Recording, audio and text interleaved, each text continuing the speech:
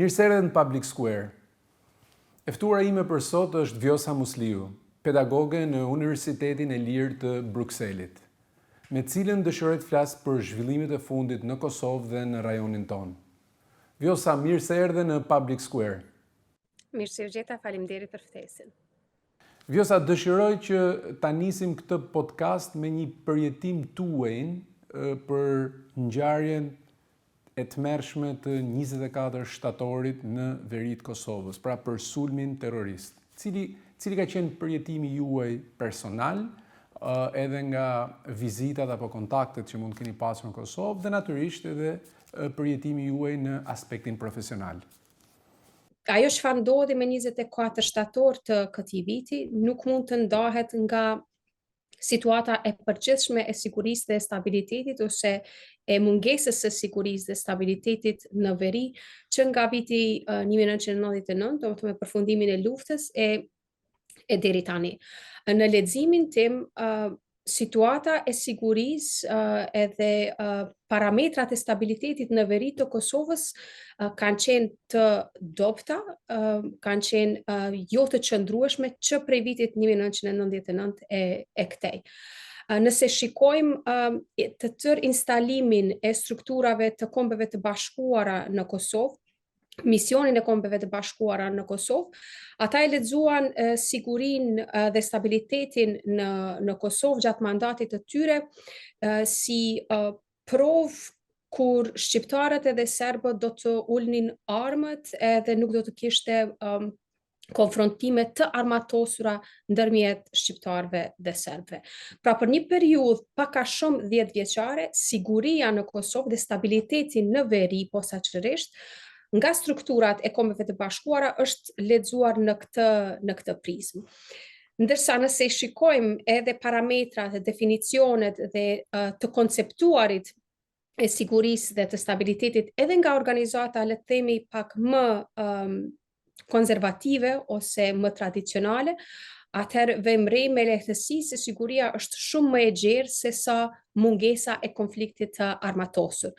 Do duhet të flisnim në këtë rrafsh për sigurinë shoqërore, për sigurinë njerëzore, për sigurinë në punë, për sigurinë ambientale, të cilat kanë qenë tërësisht të abstrahuara,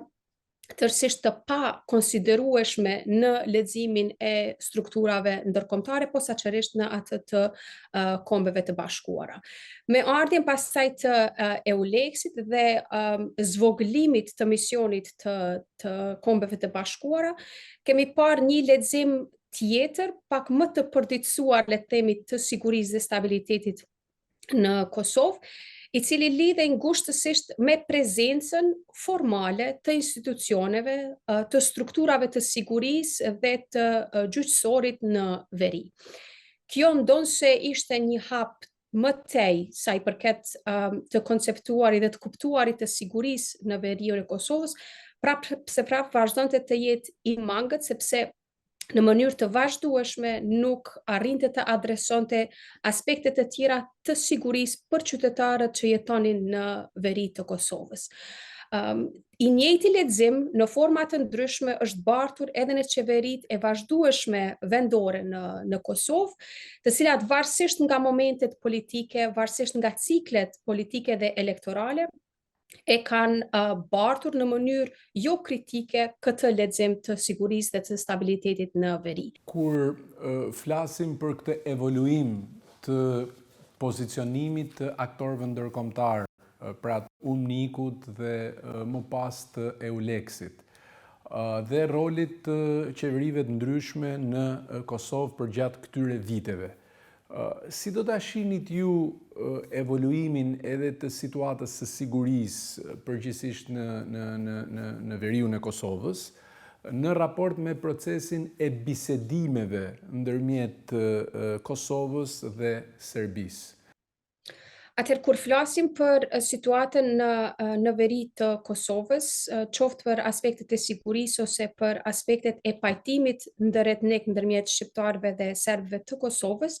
unë e bëra një ekspoze në raport me strukturat ndërkombëtare të cilat kanë operuar në Kosovë prej vitit 99 e tutje dhe sigurisht qeverive lokale pastaj në Kosovë. Mirë po, këtu nuk duhet abstrahuar asnjëherë rolin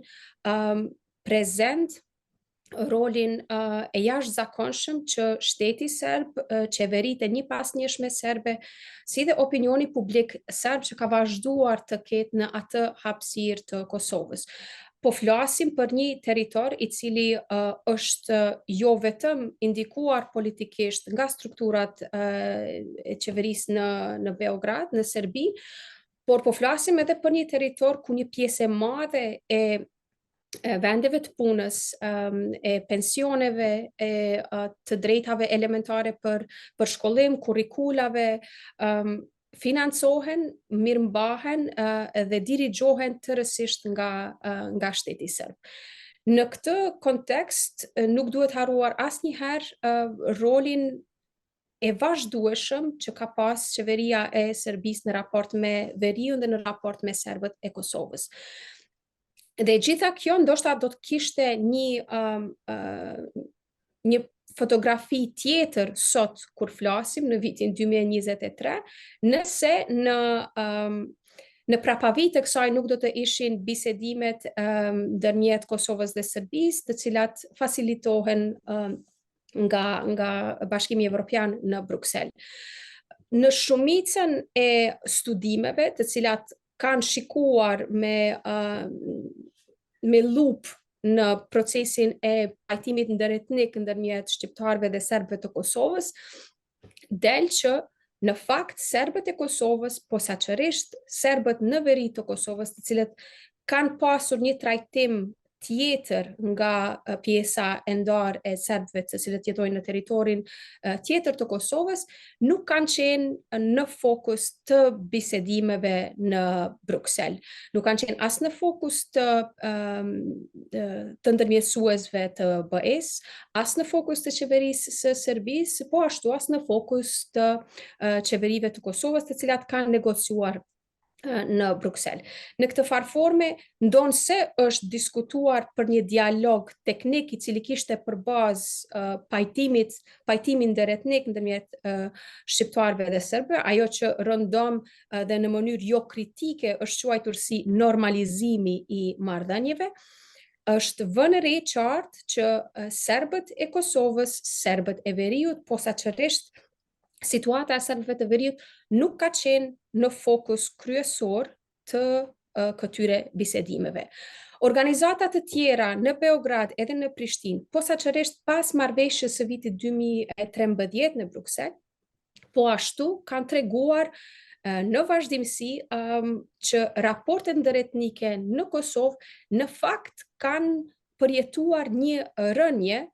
pra ka përkeqësim të marrëdhënieve, sidomos pas procesit të bisedimeve në Bruksel. Të kemi parasysh edhe një detaj tjetër i cili po ashtu është qendror kur e shikojmë të gjithë fotografinë e bisedimeve në Bruksel. Këto bisedime mbahen në Bruksel, do të thotë janë shumë larg opinioneve publike respektive, qoftë ato serbe, qoftë ato kosovare. I tërë procesi i dialogut është karakterizuar me një mungesë të transparencës, pra Bashkimi Evropian vazhdon të mos ketë asnjë website ku një lexues, qoftë ai shqiptar, qoftë serb, ose një studiues nga Brukseli mund të shikojë me lehtësi se cilat janë marrëveshjet të cilat janë arritur në Bruksel, cilë sektor shtetëror, shoqëror, ekonomik, politik prekin ato marrëveshje, dhe çfarë mund të nxjerrim nga këto marrëveshje ne si studiues ose qytetar të interesuar për këtë punë. Dhe i gjithë ky proces që vetveten e ka paketuar si një proces gati mistik, të panjohur për opinionet publike respektive, sigurisht që nuk i ka kontribuar, le të themi, përmirësimit të marrëdhënieve ndëretnike ndërmjet shqiptarëve dhe serbëve. Ju thatë që, ose analiza juaj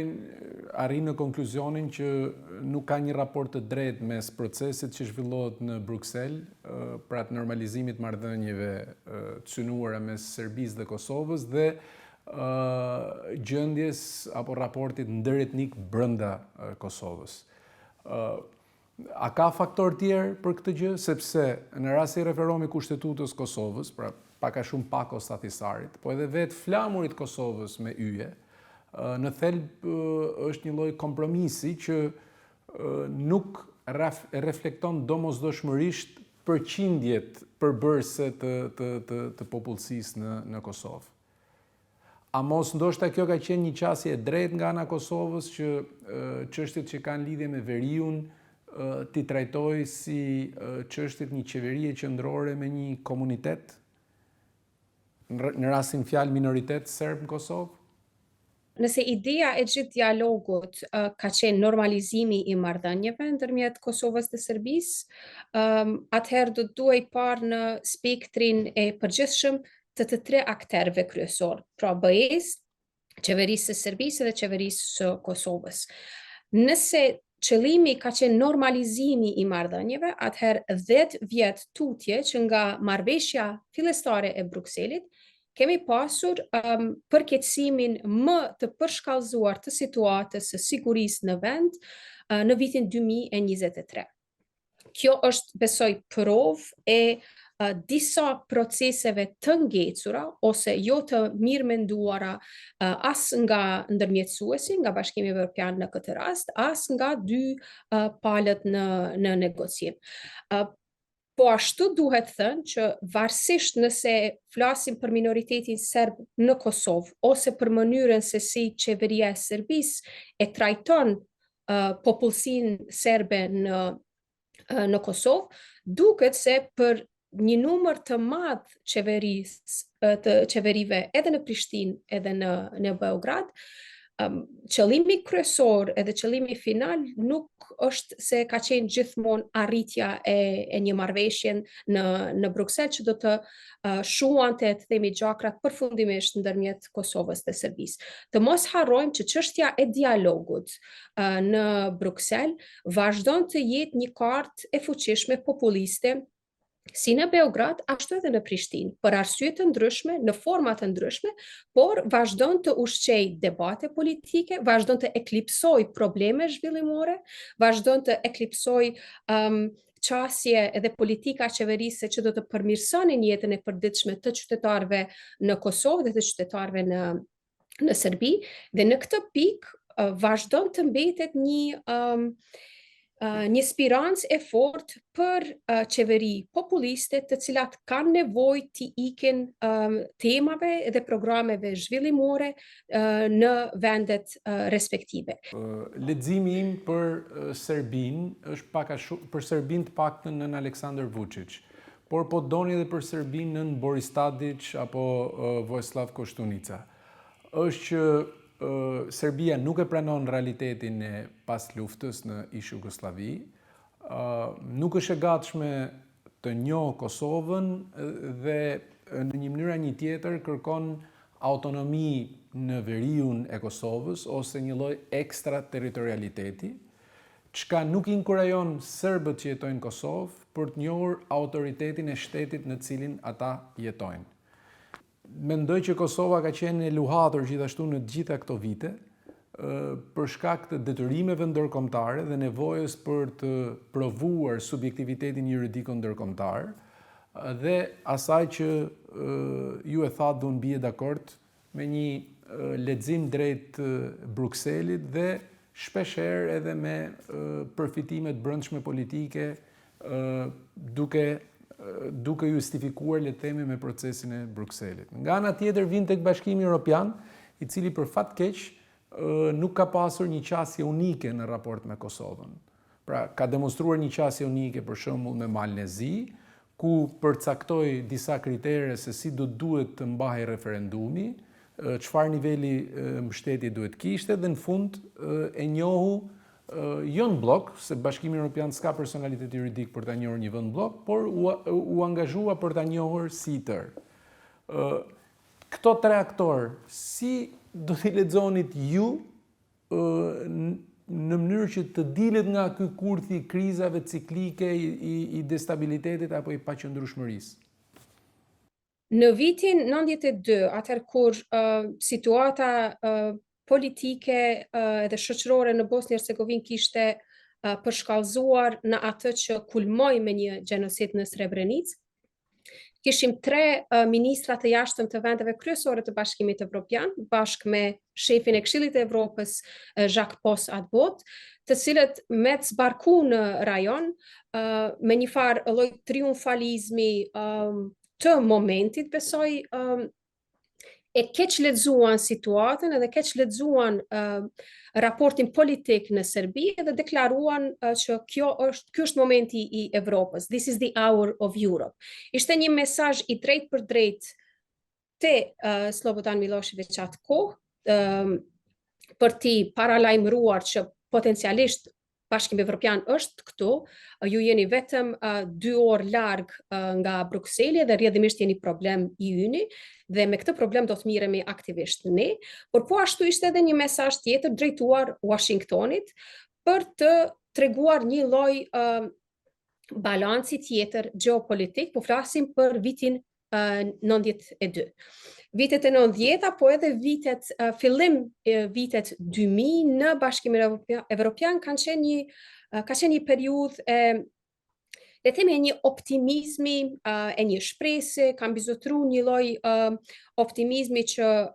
forcat progresive, intervenimet humanitare, të drejtat e popujve me rënien e komunizmit dhe forcat demokratike do të mbizotrojnë jo vetëm në kontinentin evropian, por edhe më tutje. Dhe në këtë val entuziazmi kishim gjithë atë përkrahje për situatën në Kosovë dhe le të themi dënimin sa do të vonë për qeverinë e Serbisë dhe për Slobodan Milošević në raport me luftën në Bosnjë-Hercegovinë dhe më vonë në Kosovë. Ky lloj konstelacioni, kjo lloj figure nuk ekziston më sot. Nëse i lexoni në të bashkuara deklaratat e krerëve të shtetit amerikan, po ashtu edhe të krerëve të BE-s në raport me Kosovën dhe Serbinë, vrehet një dozë jo fort mirë e kamufluar e revizionizmit të historisë. Kemi pas krerë të shtetit, lider të rëndësishëm amerikan, ambasador amerikan, të cilët kanë sugjeruar që ndoshta bombardimi i Serbisë në vitin 1999 mund të ketë qenë një lëshim i rastit, mund të mos ketë qenë i mirë menduar. Dhe kur kjo ndodh në koncert me politika të tilla në Bashkimin Evropian, atëherë mendoj unë ju jep zemër autoritarëve, liderëve autoritarë jo vetëm në Serbi, por edhe në vendet e rajonit për të kundërshtuar politika edhe forca progresive në vendet e tyre. Thënë shkurt, BE-ja nuk është në ditët e saj më të mira, qoftë në raportin politik, qoftë në raportin moral, në politikat e saj të brendshme e as ato të jashtme, për të çuar përpara një politik ose një projekt i cili do të kulmonte me çrrim hesapesh ndërmjet Kosovës dhe Serbisë. Ne në fakt e kemi parë këtë në dorë të parë, kemi parë këtë në 10 vitet e fundit të negociatave në Bruksel, të cilat pas një dekade kulmuan me përshkallëzimin më të madh të sigurisë në Kosovë dhe përkeqësim tutje të marrëdhënieve ndërmjet shqiptarëve dhe serbëve në Kosovë. Nëse i kthehen pastaj Serbisë dhe qeverive të Serbisë, pavarësisht forcave politike që kanë ardhur në Serbi prej vitit 2002 e këndej, ajo që fatkeqësisht mund të thuhet për Serbinë dhe për qeveritë e Serbisë në raport me Kosovën, është se në Serbi ende nuk ka filluar denazifikimi i politikës dhe i opinionit publik, sidomos ndaj Kosovës. Serbia vazhdon të mbajë një politikë dhe të menduar kolonialist në raport me Kosovën, për ta thjeshtuar këtë Kosovën si një territor pa popullsi, pa pa identitet, pa fuqi të saj subjektive, qoftë shoqërore, qoftë politike, dhe idea e funksionimit të Kosovës jashtë tutelës së Serbisë është në fakt ajo çfarë e kundërshton thelbin e metafizikës serbe në tërësi. Dhe në këtë mënyrë kemi parë që qasja e Serbisë, pavarësisht ndryshimeve qeveritare, pavarësisht ndryshimeve politike, qasja e Serbisë ndaj Kosovës fatkeqësisht nuk ka ndryshuar. Nëse e shihni po ashtu edhe heshtjen shurdhuese të opinionit publik, të intelektualëve dhe të akademikëve serb, pas asaj çfarë ndodhi në fund të shtatorit në Kosovë, vërejmë edhe një herë se sa thellë e ngulitur është ky shikim kolonialist që Serbia dhe një pjesë e madhe e opinionit publik serb vazhdon të ketë ndaj Kosovës. Unë pajtohem me ju që Kosova ka qenë e luhatur, ose nëse jo e luhatur, atëherë mendoj jashtëzakonisht jo kritike në raport me propozimet, në raport me politikat të cilat i janë dhënë, i janë sugjeruar dhe shpeshherë edhe i janë imponuar qeverive të kaluara, përfshi edhe qeverinë e tanishme në raport me Serbinë dhe në raport me bisedimet në Beograd. Duhet thënë po ashtu që Kosova nuk është shtet i përfunduar në kuptimin e një shteti, qoftë në kuptimin e shtetit Weberian, qoftë në kuptimin e traktatit të Westfalias, nuk është i njohur nga Kombet e Bashkuara, nuk ka një ulse në Kombet e Bashkuara dhe kjo e pengon në vazhdimsi subjektivitetin e saj si shtet. Mendoj që qeveritë e Kosovës nuk e kanë kapitalizuar sa duhet opinionin e gjykatës ndërkombëtare të drejtësisë për të argumentuar, për të çuar përpara disa kërkesa në raport me qoftë me dialogun me Serbinë, po ashtu edhe në raport me njohjet ndërkombëtare për Kosovën. Po ashtu është me rëndësi të thuhet se elitat politike të pas luftës në Kosovë kanë qenë në pozitë jo të favorshme shpeshherë për të kundërshtuar procese ose politika të cilat janë dhënë nga lart. Kur them nga lart e kam fjalën nga Brukseli dhe Washingtoni. Një pjesë e madhe e tyre fatkeqësisht kanë qenë edhe të shantazhueshëm, por siç duket edhe të shantazhuar, gjë e cila ju ka dhënë shumë më pak mundësi për të krijuar një subjektivitet qoftë të tyrim politik si shtetbërës, si lider që janë në krye të shtetit, qoftë pastaj për të përforcuar subjektivitetin ndërkombëtar të Kosovës. Vjosa, të ndalemi pak tek ajo që ju me drejt thatë, që në Serbi nuk ka filluar procesi denazifikimit në raport me Kosovën, ose në Serbi, që unë do ta them ndryshe, nuk ka ende një Konrad Adenauer që të adoptonte atë strategjinë e përulësisë, pra pranimin e disfatës nga lufta, pranimin e krimeve dhe të gjitha pasojave që sjell lufta, ndërtimin e një shoqërie që e sheh në mënyrë kritike pozicionimin e shtetit në luftë, kërkimfaljen ndaj fqinjve dhe angazhimin për ndërtuar një arkitekturë të sigurisë rajonale me disa vlera, mbi disa vlera europiane. Qartazi, Serbia nuk është këtu. Qartazi, gjithashtu, Bashkimi Evropian është në atë pozicion që ju përshkruat. Çfarë duhet bëj Kosova? Çfarë duhet bëj ndoshta faktori shqiptar, mund të jetë pyetje më e gjerë në këtë drejtim, cilat precedent historik mund të shëmtoj, sepse sidomos periudhën e fundit ka një inflacion përmendjesh të konflikteve apo situata ndryshme që në gjykimin tim një pjesë cilave nuk qëndrojnë fare tek rasti i Kosovës, po ku duhet i kanalizojmë energjitë në mënyrë që të dalim nga ky cikël?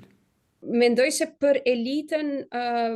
aktuale politike në Kosovë, por edhe për faktorin e gjithëmbarshëm politik shqiptar, mendoj se ky është një moment jashtëzakonisht i volitshëm, ku do duhet të ketë pak më shumë koordinim ndërmjet palëve, dhe këtu nuk flas vetëm për të themi në raportet e qeveri dhe opozit në Kosovë, por po flas edhe për raportet ndërqeveritare ndërmjet Prishtinës dhe Tiranës, po ashtu. Në kohën kur Shqipëria ka një ulse në Kombet e Bashkuara dhe po ashtu po drejton disa prej iniciativave rajonale, do duhet të kishte pak më tepër koordinim në funksion të forcimit të atij subjektiviteti edhe ashtu të dobët të shtetësisë së Kosovës. Gjithashtu nëse shikojmë të gjithë historinë tonë, të gjithë trajektorën e zhvillimeve politike të fundit në Kosovë në aspektin global, gjë që do duhej bërë, dhe më lejoni këtu të bëj një digresion të vogël, nëse do të kishte pasur pak më shumë solidaritet politik dhe intelektual me atë çfarë ka ndodhur në Maqedoninë e Veriut, për shembull, në atë çfarë ka ndodhur dhe po vazhdon të ndodhi para syve tanë në Bosnjë e Hercegovinë, mendoj se shumë nga këto problemet me cilat po përballemi sot,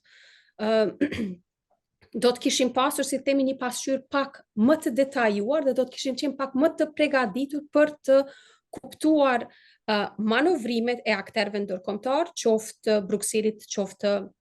Washingtonit. Ne kemi parë se si elita të tëra politike në Maqedoninë e Veriut, por po ashtu edhe në Bullgari, po ashtu edhe në Greqi, sidomos pas krizës financiare, të cilat janë diskredituar, disfavorizuar në momentin që ato më nuk i shërbyen agjendave të caktuara, qoftë të pajtimit ndëretnik, qoftë të zhvillimit dhe rimkëmbjes ekonomike. Dhe në këtë vazhd nuk do duhet të na çuditste shumë edhe ajo çfarë ka ndodhur pastaj me gjykatën speciale në Kosovë. Prandaj e shoh shumë të rëndësishme një lloj solidariteti politik edhe intelektual për të parë çfarë ndodh rreth e rrotull. Se pavarësisht mendimeve të gjykatës ndërkombëtare dhe adoptimit shumë jo kritik të terminologjisë sui generis për Kosovën, megjithatë problemet që i shohim në Kosovë nuk janë sui generis, i shohim problemet të cilat kanë ndodhur në vitet e 70-ta dhe në vitet e 80-ta në shumicën e vendeve të Amerikës Latine. Raste ose ekstrakte të problemeve të Kosovës kemi parë në vazhdimsi në Bosnjë dhe Hercegovinë. Një tjetër aspekt kyç, ku mendoj se roli i Tiranës zyrtare do të ishte po ashtu shumë i nevojshëm, ka të bëjë me atë që tashmë jo formalisht njihen në marrëdhënie ndërkombëtare si çnjohje të vendeve të caktuara. Prej vitit 2008 e tutje, dhe kjo vetëm sa e përforcon atë që thash më parë që procesi i denazifikimit nuk ka filluar në Serbi, prej vitit 2008 e tutje, kur Kosova ka shpallë pavarësinë e saj prej Serbisë, qeveritë serbe janë aktivizuar, mobilizuar dhe kanë investuar në mënyrë të vazhdueshme që të bindin vendet të caktuara anë mban botës për të tërhequr njohjet e tyre ndaj Kosovës, për të bërë çnjohje të shtetësisë së Kosovës. Tani çnjohja si akt juridik nuk njihet si e tillë. Njohja është ajo që njihet si state recognition. Çnjohjet, ndonse nuk e kanë aktin juridik të mirë vendosur, kanë peshë të madhe politike dhe vetëm sa e përforcojnë narrativën se në fakt kjo shpallje e pavarësisë së Kosovës ishte vetëm një moment geopolitik i cili është tërësisht i përkohshëm dhe mund të zhbëhet. Kjo pastaj çon edhe lajme të tjera në vende të cilat edhe ashtu kanë qenë hezituese në fillim për të njohur pavarësinë e Kosovës, ose që vazhdojnë e kundërshtojnë atë fuqishëm ose jo fuqishëm. Çnjohjet po ashtu janë edhe në mënyrë të drejtë për drejtë kërcënim i marrëveshjeve të Brukselit. Pra nuk është se në këtë raport Shqipëria vetëm do të bënte një favor Kosovës, në fakt do t'i bënte një favor edhe Bashkimit Evropian, sepse mos bllokimi i antarësimit të Kosovës në instanca ndërkombëtare është po ashtu një prej elementeve të marrëveshjes të cilat janë arritur me anë të ndërmjetësimit të Bashkimit Evropian. Si e shihni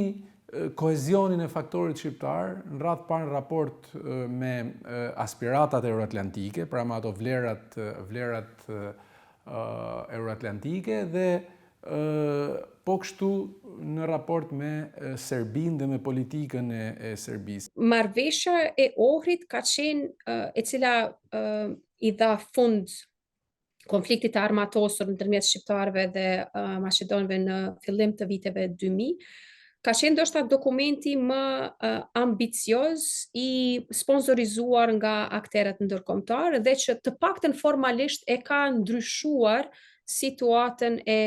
shqiptarëve në Maqedoninë e Veriut. Po ashtu, në bazë të kontakteve dhe në bazë të leximit të politikave shoqërore dhe politike në Maqedoninë e Veriut, më rezulton që ka një disponim tjetër për akomodimin e faktorit shqiptar. Thënë kjo, unë po ashtu e lexoj të rrezikshme deri diku dhe të paktën jo shumë të këndshme, kur valviten flamuj të bajraktarizmit mbarkombëtar, qoftë kjo nga liderët kosovar ose nga liderët shqiptar. Mendoj se për të dyja qeveri do të ishte qëllim kryesor do duhet të ishte forcimi i subjektivitetit shqiptar në Maqedoninë e Veriut dhe respektimi i normave kushtetuese të cilat Maqedonia e Veriut duhet të thënë që i ka shumë mirë të vendosura dhe favorizuese për grupet etnike dhe për grupet minoritare gjuhësore. Nëse vetëm e shohim plejadën e konflikteve politike ndërmjet Maqedonisë së Veriut me Bullgarinë së fundmi, dhe përpjekjen e Bashkimit Evropian shpesh herë në dëm të Maqedonisë së Veriut për të përfshirë gjuhën bullgare si gjuhë e mëvetshme në kushtetutën e Maqedonisë, atëherë shohim që në fakt në disa prej pikave në politikën e jashtme të Maqedonisë së Veriut, faktori shqiptar dhe faktori maqedon bëhen një, gjë e cila do duhet të ndodhte në interes të mbrojtjes së interesave të Maqedonisë së Veriut. Prandaj në këtë raport kur thirremi në solidarizëm mbarkombëtar, do duhet të ketë kujdes qoftë nga qeveria në Prishtinë, po ashtu edhe ajo në Tiranë, që ky solidarizim të mos cënoj themelet ose të mos cënoj bashkëjetesën e shqiptarëve dhe maqedonëve në Maqedoninë e Veriut, e cila është arritur si pasojë e një kompromisi të dëmshëm pas ngjarjeve që ndodhen në vitin 2001. Sa i përket pasaj raporteve shqiptare, të themi Kosovë-Shqipëri, unë nga vit 2004-2008, unë vetë kam jetu në Tiranë, kam studiu në Tiranë, edhe kur e bëj leximin e asaj kohe të opinionit publik shqiptar me tani, vrej një dallim jashtëzakonisht shumë të madh. Viti 2004-2008 për ata që na dëgjojnë ose na shikojnë, nuk ka pasur treg të unifikuar medial, do të thotë përpos nëse keni pas antenë satelitore, Top Channel as nuk ka mund të shikohet ndonjëherë në Kosovë, të mos flasim pastaj për televizionet kosovare të cilat edhe sot e kësaj dite vazhdojnë të mos shikohen ose të bojkotohen deri diku në hapësirën mediale në Shqipëri. Pra raportet e njohjes kanë qenë shumë më pak të zhvilluara, shumë më pak prezente,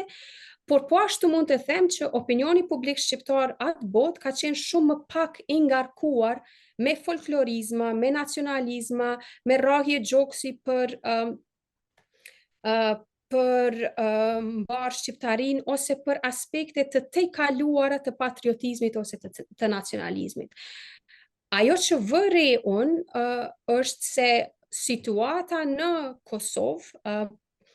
konfrontimet e vazhdueshme politike, konceptuale dhe historike ndërmjet Kosovës dhe Serbisë e kanë bartë një ekstrakt të të një nacionalizmi deri diku jo të shëndetshëm edhe në Tiranë. Dhe këtë e vren jo vetëm në për stadiume tashmë, po e vren edhe në për debate politike në Tiranë, dhe shpesh herë ky nacionalizëm që është bart